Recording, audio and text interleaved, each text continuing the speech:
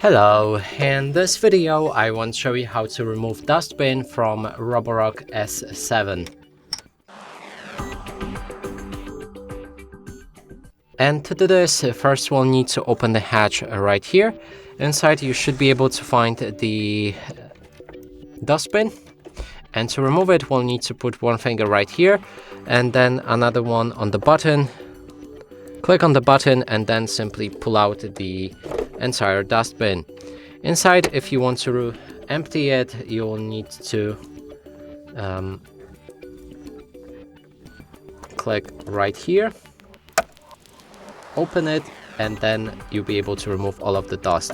And that's it for this video. Hope you like it. Please consider subscribing to our channel, leave a like and a comment below.